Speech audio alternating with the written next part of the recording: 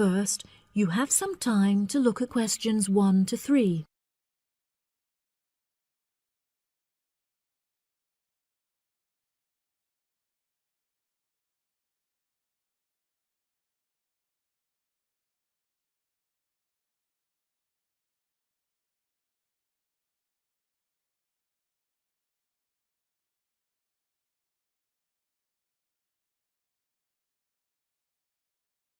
That'll be $23. Right, there's your change. Have a nice trip. Oh, I'll just get your bags out of the boot. Thank you very much. Now, George, let's find the check-in desk. Yes, but with all the changes they have made here at the airport, I'm not sure where the check-in desk is. I know, it's strange, isn't it? Why don't we ask for help? Good idea. What about that man sitting down over there? Which one? The one with the hat on and in the trolley? No, the one with the uniform behind the table. I'll ask him. Excuse me, could you tell me where the check-in desk for France Air is, please? Oh, let me think. The best way to get there would be to turn left at the end there, where the cafe is, and then go straight ahead until you're opposite the departure gates entrance. Oh, no. Sorry. It might be quicker to turn right as soon as you get past the cafe, and keep going along the corridor until you come to the sliding doors at the end. On the left. Yes, that's it. All the check-in counters are in a hall there. I'm pretty sure France Air is directly to your left as you walk in the hall. Thanks a lot. So, it's the left past the cafe and then right opposite... The bookshop. You can't miss it. Come on then, Lisa. We don't want to be late, and I want some time to get a cup of coffee and look around the bookshop. OK, George, but I want to go to the restroom first. I'll meet you at the check-in desk.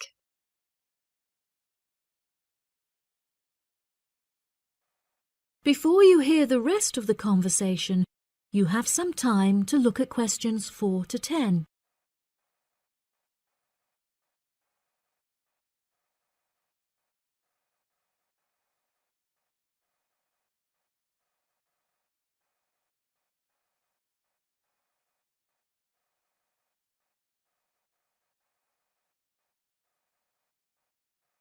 Now listen and answer questions 4 to 10. Good morning. Can I help you? Yes, I would like to check in for flight FA492. Very good. Can I have your ticket and passport, please? Oh, yes, here you are. OK, thanks. If you could just put your suitcase on the scales. Oh, I have this extra box that I want to take as well. OK, well, that's extra luggage, so I'll have to get you to fill out an excess baggage declaration certificate. It'll cost extra, I'm afraid. Let me see. $40 exactly, if the total value of your contents is under $400. Oh, well, what's the form for? It's just a form you have to fill out so that if there are any problems, we'll know where you are and how to contact you. So, if you can give me a few details, I'll key in the information. OK then, your passport says your name is Lavier. Is that right? Yes, George Lavier. George, Lavillliers.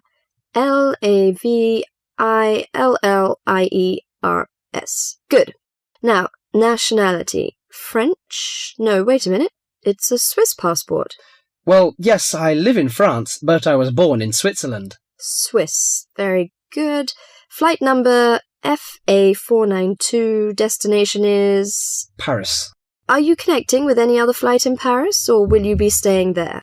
I'm spending my vacation in Paris. Well, Sèvres, just outside Paris. OK. So what's the phone number there?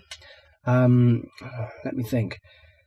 The country code for France is 33, and the number is 198614537. Right, so that's 331-9861-4537. Yes, that's it. And can you tell me briefly what you have in the box? Well, there are some books, just university textbooks from last semester, some clothes, and, my computer disks. OK, thank you.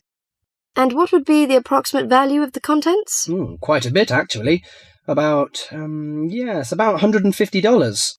That's all. There's your receipt for the box, your passport and ticket, and here is your boarding pass. Gate 7. You can board the plane in about 35 minutes. Have a nice flight. That is the end of part 1. You now have half a minute to check your answers.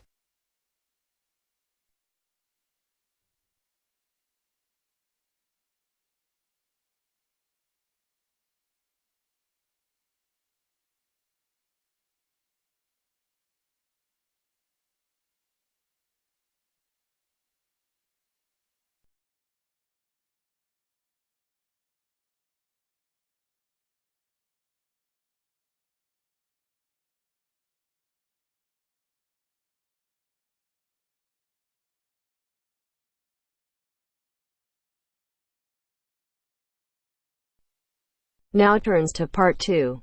Part 2. 2. You are going to hear a talk given by an international student. First, you have some time to look at questions 11 to 16.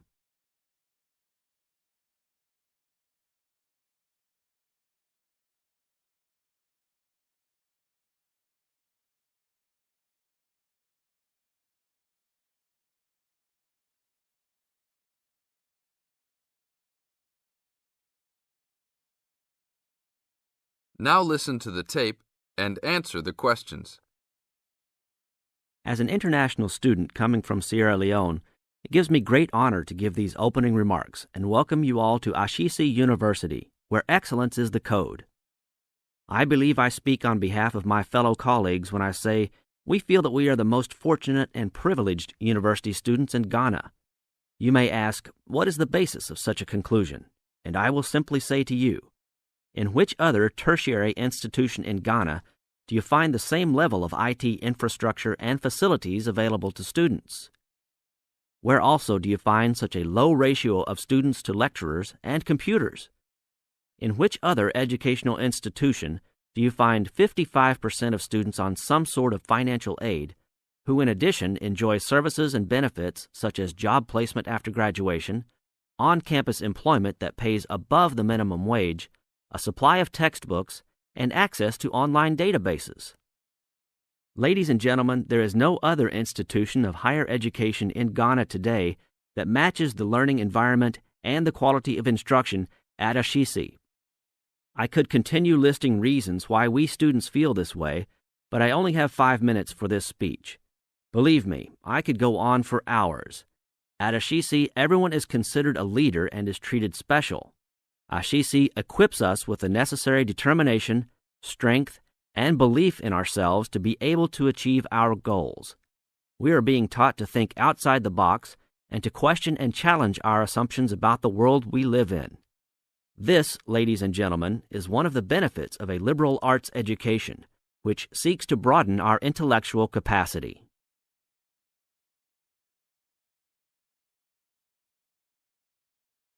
Now look at questions 17 to 20.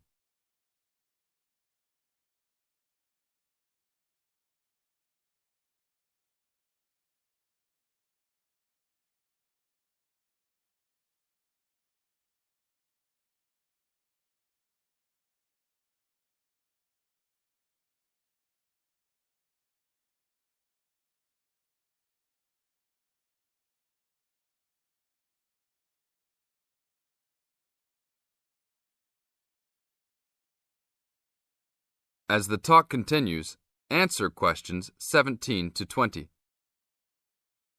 At Ashesi, we are also exposed to real-life situations and learn how to deal with them through a practical and vigorous academic program, as well as various seminars in which prominent leaders in their professions are invited as guests to interact and share their knowledge and experiences. Some people, even some of you in this audience, may believe that tuition at Ashesi is too high, but I say to you that the students here are unanimous in saying it is worth it. Not because we all come from well-to-do families, but because when it comes to one's education, you need to aim at getting the best from the right place. One's education defines who you are and what your perception of life and society will become. Ashesi offers us a top-quality education which meets high international standards. This is due to the strong linkages the school has established with three of the very best schools in the United States, namely Swarthmore College, which is ranked as the best liberal arts school in the U.S., UC Berkeley, and the University of Washington. In addition, Ashesi has recruited an excellent faculty consisting of lecturers from various countries, including Ghana, the UK, and the United States. These lecturers are among the best in their respective academic fields. I believe this is the school's greatest asset, a strong and knowledgeable team dedicated to achieving successful results from their students and who also love their job. I would like to end with a personal message. My fellow students, because we are among the most privileged in our society, we should take responsibility for our own destinies, make our parents proud, and create a legacy for those that follow us and Africa as a whole. We must give back to our society after completing school and achieving our goals in life, which I believe we all can if we properly utilize our time and take advantage of all that is offered here at Ashesi. That is the end of part 2. You now have half a minute to check your answers.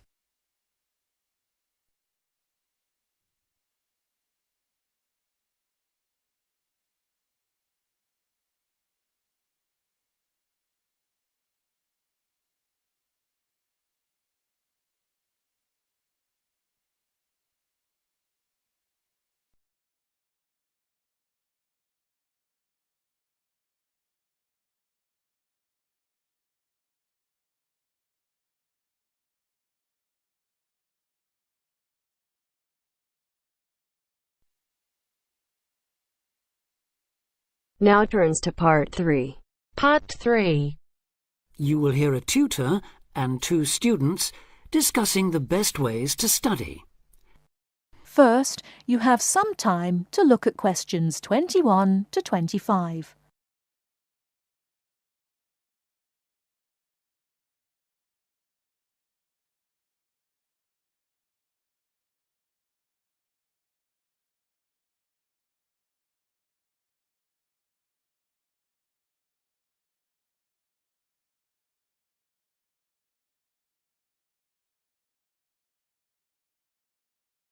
Now listen carefully and answer questions 21 to 25.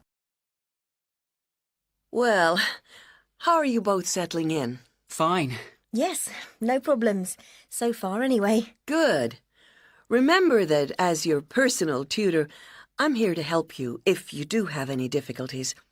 Now, as you know, lectures start on Monday, so I thought we'd look at a few ways of making the most of them, especially in terms of the notes you take.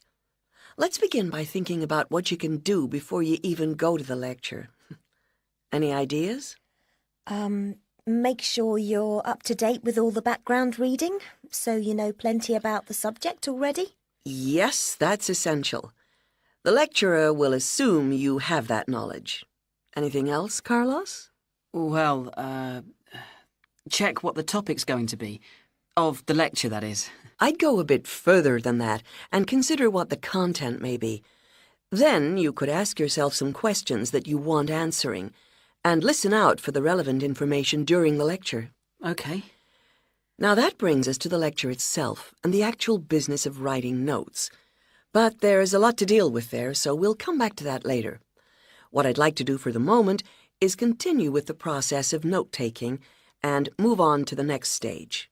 Any suggestions for what that might be? When the lecture is over, you mean? Yes, once you're able to sit down somewhere quiet with your notes. Read them? More than that, you need to make sure they'll still make sense to you weeks, months later. Edit them? Yes, that's what's needed. It's well worth spending a few minutes on it. Any missing words, anything difficult to read, things you didn't have time to jot down, now is the time to do so, while everything's still fresh in your mind. Right. And after that, when's the best time to revise them? When do you think, Carlos? I'd say just before the next lecture, in the same subject. Precisely. That's a vital time to look at them again, for obvious reasons. But it's definitely not the only time. When should you revise them again? A month later, maybe? Sooner, and much more often than that. I'd recommend you look at them again once a week. That's why it's so important they're complete and easy to follow.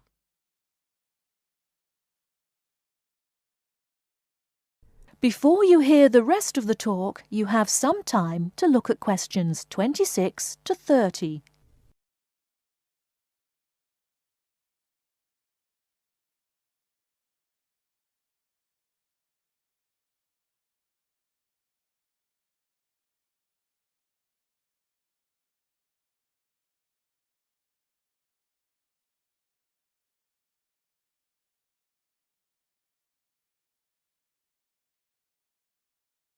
Now listen and answer questions 26 to 30. Right. Let's go back to note-taking and begin with the basics before the lecture has even started. What should you do when you walk into the room?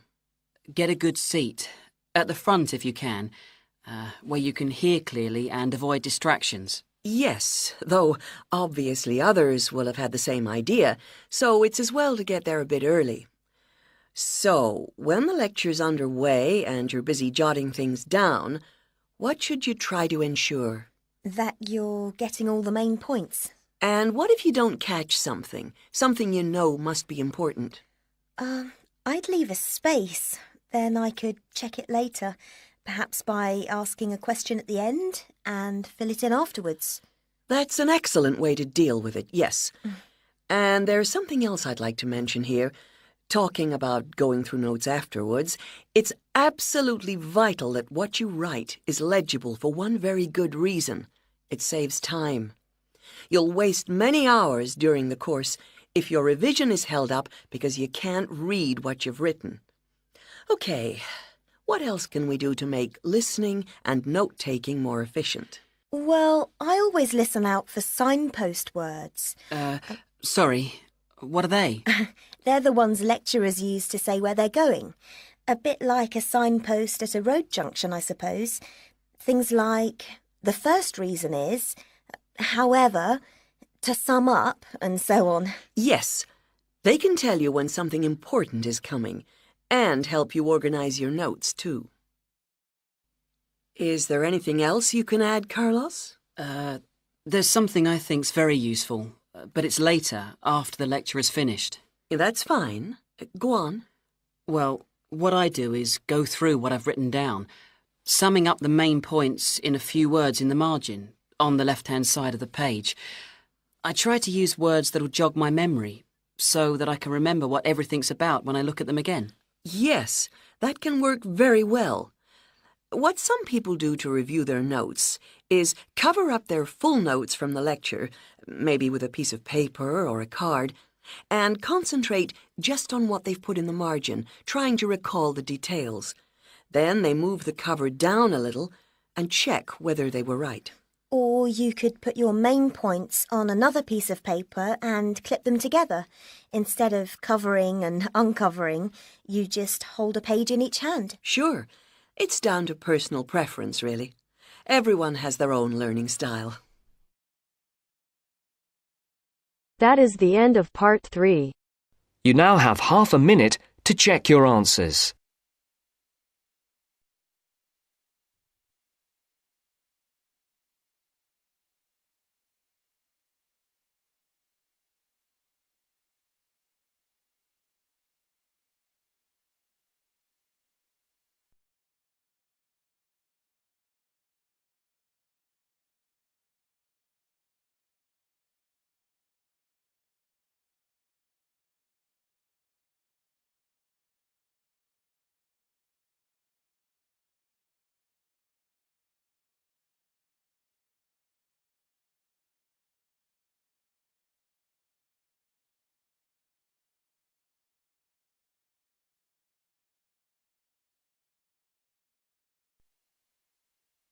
Now turns to part 4.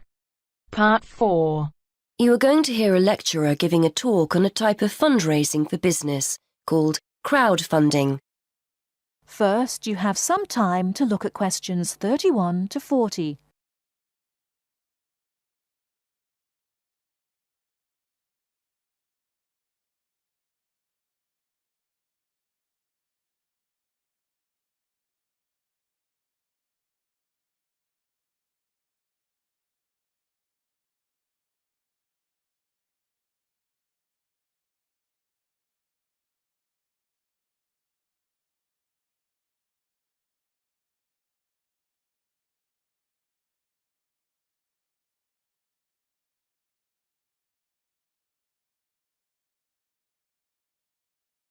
Now listen carefully and answer questions 31 to 40.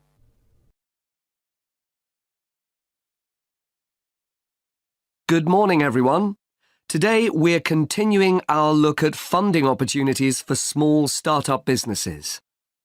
The emergence of social media has given companies the ability to connect with fans and potential customers directly. On the back of the growth in social media, a model of raising finance has emerged known as crowdfunding.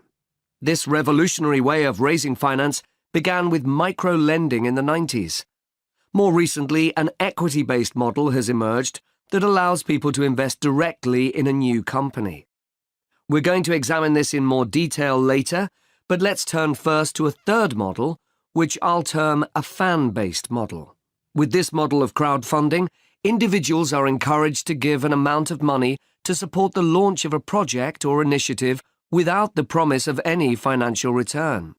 Instead, there's a reward for donating. This contrasts with the micro-lending model, which would require a return on investment, and the equity-based scheme, which may offer shares.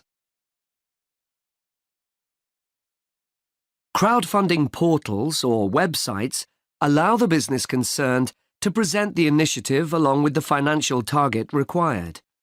There's a fixed time limit for fundraising, and if the target amount is reached, all donations are paid to the company or individual. Whether it's an author planning to write a new book, an independent film company looking to make a new film, or a technology company with an idea for an app, the person or company needing funding would turn to its fan base for support. This is managed through one of the many crowdfunding online portals that have emerged.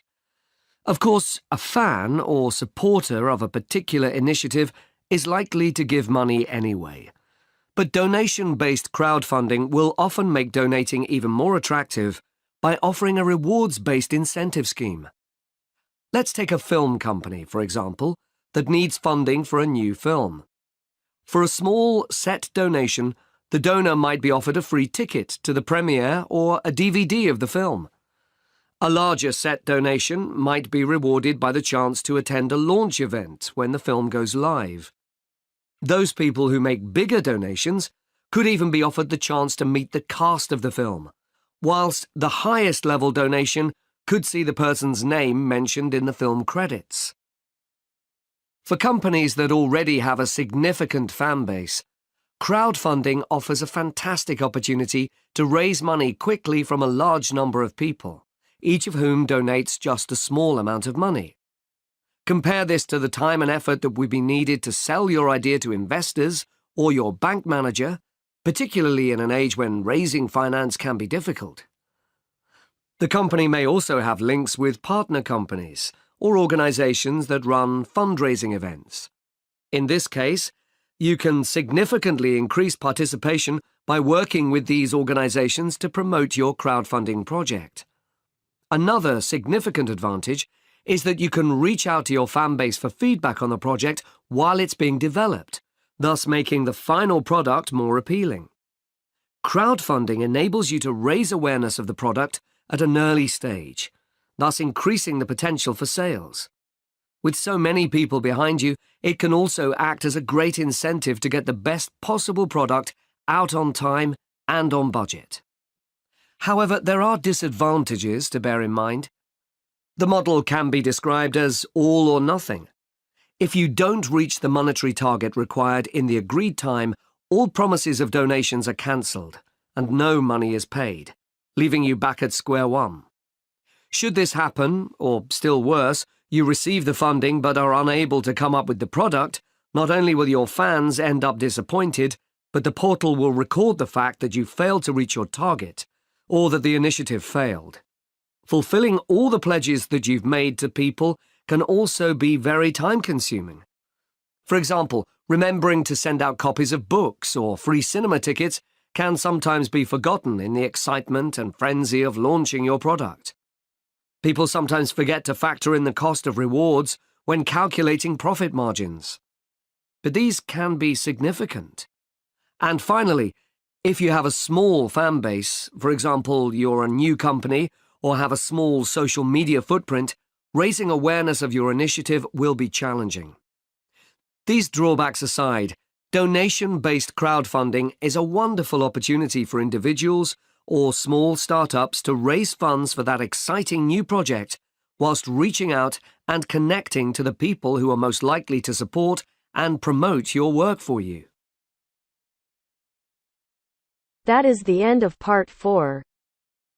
You now have half a minute to check your answers. I know you told your friend you're not okay.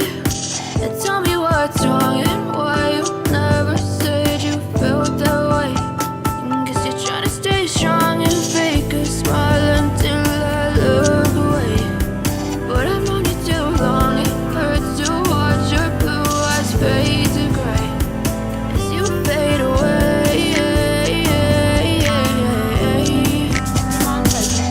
Today in this video I'll be discussing with you writing task 1, and our question for today is: the diagram below shows the stages involved in producing one bottle of wine. So the diagram is representing the production of one bottle of wine. So we can see that it has 8 steps, like from picking up the grapes to delivering the wine bottle in the supermarket. So the first step involves picking up the grapes. Then secondly, 400 ripe grapes are sent to this machine from where the juice is extracted, and 3000 ml juice is extracted from 400 grapes. So now in the third step, the fermentation takes place, which turns grape into alcohol. Okay, now after 2 weeks, so 2 weeks later, this fermented juice is sent again in a machine which press and extract each and every juice from this, and then filtration take place and the waste is sent to the compost. Now after filtration, the waste is sent to the compost, and the filtered juice is left in the barrel. So the barrel is a wooden container of liquid. Okay, so the juice is poured into these barrels. Then that juice is taken out in the bottle of 750 ml. So the bottle of wine is prepared from 400 grapes. So let's see how we can write this now. The rendered diagram, means the given diagram, depicts the procedure of making a bottle of wine. Overall, it is discernible from the graph, means it is clear from the graph that the procedure entails 8 stages, from picking up the grapes to dispatching the wine bottles to the supermarkets. Explicitly, initially grapes are picked and then 400 ripe grapes are transferred in a machine for taking out the juice of 3000 ml, and the waste has been transferred to the compost. So that waste has been transferred to the compost and juice is extracted from the 400 grapes.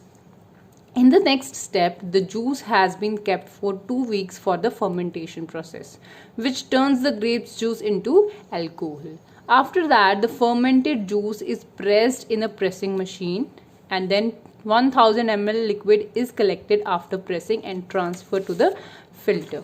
So we can see here, after pressing we got 1000 ml of the liquid, which is sent to the filters for the filtration, and the waste is sent to the compost and transferred to the filter, and the waste is thrown in the compost. In the subsequent stage, means in the next stage, filtration takes place. Next to it, the filtered juice is left to keep in a wooden container for liquid. So the filtered juice is left to keep in a wooden container for liquid, namely barrels. So these barrels are used as a wooden container which can cap the liquid in them, and the waste is thrown in the compost. So after filtration also, the waste is thrown in the compost, and that filtered juice is left in the barrels. In the penultimate stage, means in the second last stage, the wine is collected in a bottle of 700 ml, and lastly the bottle is transported to the supermarkets through trucks. So by using the vehicles, that bottle of wine are transferred to the supermarkets. So this was for today. If you like the video, do hit the like button and subscribe to our channel. I'll meet you in the next video. Till then.